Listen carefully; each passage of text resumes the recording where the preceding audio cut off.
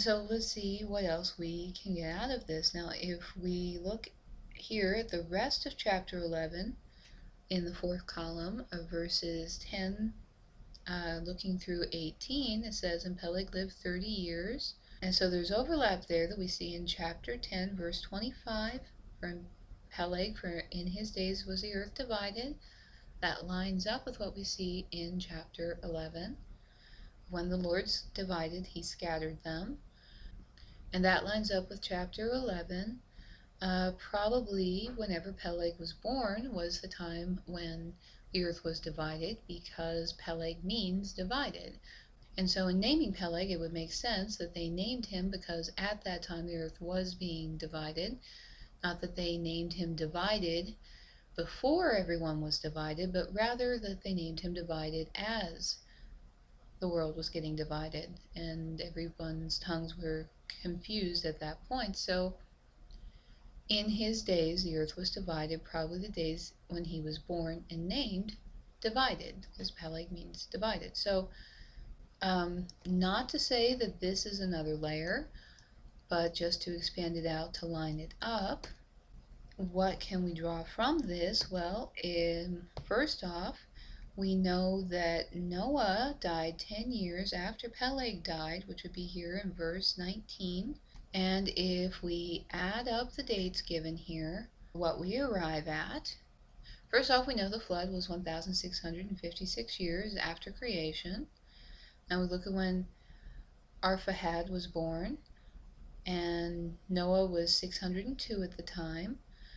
From lining this all up, we can see that Nimrod was born contemporary to about Salah to Eber's time, which would be about 37 to 67 years in post-flood. And so we can also gather from this that Nimrod was about 34 to 64 years old, and he had his kingdom by 101 years after the flood, 1,757 years after creation. And that was when Babel took place. That was when the earth was divided. And it notes that Nimrod was the first king of Babel and that he founded Assyria. So when did God confuse everyone's tongues? Well, it was about 1,757 after creation, and about 101 years after the flood, during the kingdom of Nimrod, of Babel. And we can also see Noah died 2006 years after creation, and Peleg died 1996 years after creation. And so what we can do, looking at how chapters 10 and chapters 11 line up in the dates and the chronologies, is we can take the information that's found in the rest of chapter 11 and apply it in, as we did in the previous example, and get some dates or date ranges on when certain events happened. And just to make note, this is not a case of 3 layers, but only 2, where the previous ways that we saw were combined. And just to point out, chapter 11, 1 through 9, overlays onto chapter 10, 1 through 25, especially 10 through 25. And chapter 11, 10 through 18, overlays also onto chapter 10, 1 through 25. But, however, chapter 11, 10 through 18 does not have the keywords necessary to overlay it onto chapter 11, 1 through 9 directly. So all we're seeing here is a combination of his 3 ways that we already derived from the prior 2 examples, which when combined with dates in the rest of the passage reveals more detailed information, dates for Babel, the people being divided, and Nimrod and his kingdom. But this is not a case of 3 layers, because we can see there are no keywords in the rest of chapter 11 to line up all 3 of these together. So after this, Genesis seems to continue in chronological order without any significant exceptions. And so this would seem to be the end of the series of self-evidential teaching about how Jesus lays out information on chronology in Genesis.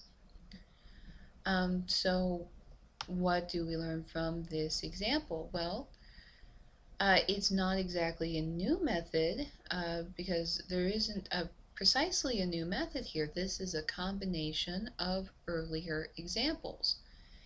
In this case, more detailed information is given on an earlier chronology, which is his first way, but it is written in such a way that overlays a longer period of time, which is his third way, and markers are given for the beginning and end, which is his second way.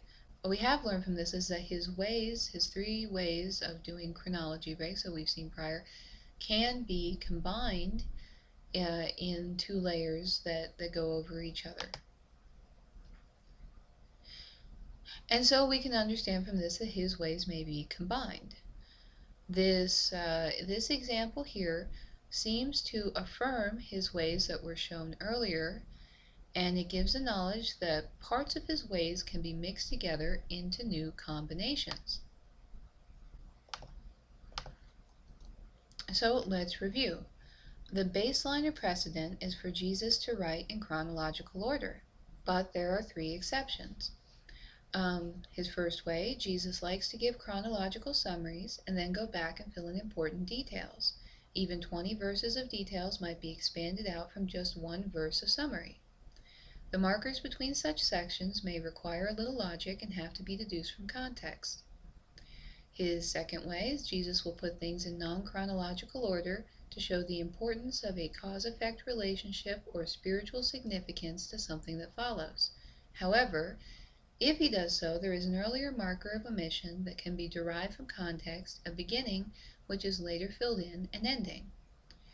And his third way, events of good and evil running parallel over time may be overlaid, with one detailed and the other only receiving a summary, and this may be derived from contextual markers.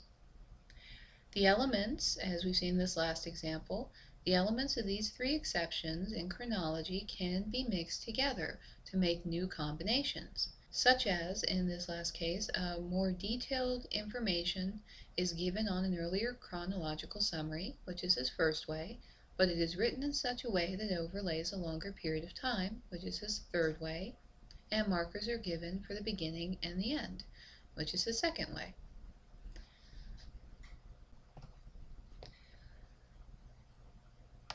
So, is this wisdom? Our hypothesis was that whatever wisdom is, it is to be found in the Holy Bible, that one must search for it like hidden treasure in faith, but that it is plain and easy, hearing God's perfect words, not adding to them or rejecting them, but hearing and perceiving them exactly as they are. He gives good doctrine, all his words are truth, an understanding of his way, his habits, his manner, and knowledge of the holy is also involved. It would again seem all of this is a hypothesis match. This is from the Holy Bible. It takes into account the Holy Bible is meant to be interactive, trusting in God's words as being perfect as they are, every single one, including how they comprise whole sections. It requires searching for something hidden, yet everything is plain and out in the open. And a good doctrine, teaching, or insight of his way is the result.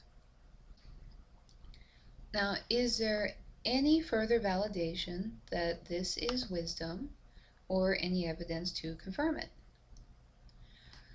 Now, we covered three topics in his breaks from chronology. We covered Adam and Eve's creation and God's instructions to them, the timing of the sons of God and the Nephilim, and the timing of Babel and Nimrod. So let's look at the second example of the timing of the sons of God and the Nephilim. While some people are aware of the Genesis 6 paradigm today, most of them do not understand, quote, and also after that, correctly. And false beliefs have resulted. Now, by using this methodology, it becomes clear when the interbreeding started and shows that and also after that refers from the time of Adam through Noah and not to after the flood. Several people have pointed out that and also after that simply makes no sense to be referring to after the flood, using logic, grammar, reasoning, precedents, etc. to make this point. But using the methodology of perceiving his ways, as we've detailed, the same conclusion is arrived at, but the information seems to be laid out plainly and openly. God's words are assumed to be intentional, and contextual difficulties are also there for an intentional purpose, to teach of his way of laying out information in chronologies. Now, to many people, the correct information is hidden and they do not understand it. Yet, using his ways detailed here, the correct information is revealed. Summarily, it is as if a secret has been revealed, a mystery is understood. And the Holy Bible ties together the ideas of secrets and wisdom and prophecy. And we see in Job, as thou heard the secret of God, thus thou restrain wisdom to thyself. And so the secret of God and having wisdom are paralleled. God reveals his secrets unto his servants the prophets. And though I have the gift of prophecy and understand all mysteries or secrets and all knowledge, and if a man's gift is prophesying, let him use it in proportion to his faith. And it took some trusting that God's word is perfect, the Genesis is perfect, and that it's all laid out perfectly, some faith or trust in God in his word to arrive at this. So using the his way methodology seems to give understanding about secrets or mysteries. It quickly lays out conclusions in plain sight that otherwise would require more difficult efforts to arrive at. This is self-evidential evidence that this his way methodology does successfully reveal mysteries or secrets, which is what the Bible teaches that comes with having wisdom. As such, there is evidence that this methodology of his ways involves the presence of some wisdom, even indicating this is the same wisdom needed to understand certain prophecies. It seems there is some biblical and Bible-based evidence that we have gained wisdom by understanding his ways. Eureka! So, what about our other two examples? I do believe that there are additional secrets having to do with the first example, as to Adam and Eve's creation and God's instructions to them. I have written on this in my book, Understanding Biblical Gender Equality, which is online at walkintruth.net. It is a very complicated subject requiring many other proofs spanning the entire Bible to confirm some of what it lays out. So it won't easily work as evidence here, as an example, not even in brief. But the key issue is resolving the contradiction of God telling Eve directly that she could eat from every tree in Genesis 1:29, which, when taking into account singular and plurals of you in Genesis 2 through 3, can be resolved and gives new insight on how it was that the serpent, to quote the Bible, deceived or beguiled Eve, not just lied to her, as the story seems to typically be read to be understood. There is a technical difference there between a lie and being deceived or beguiled. And so that study is online, free to read at walkintruth.net in chapters 8 through 12, if anyone's interested. But I do believe there are secrets involved in that passage.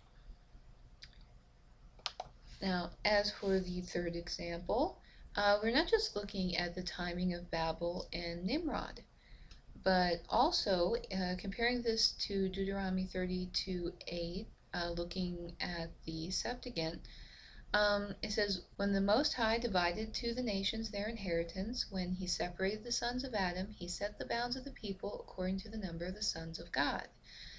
Now, the time of Peleg is when the earth was divided, and that is when God separated, scattered, divided the people. So it would make sense for anyone that's familiar with Dr. Heiser's work on what He's called the Divine Council, and others have written on it as well.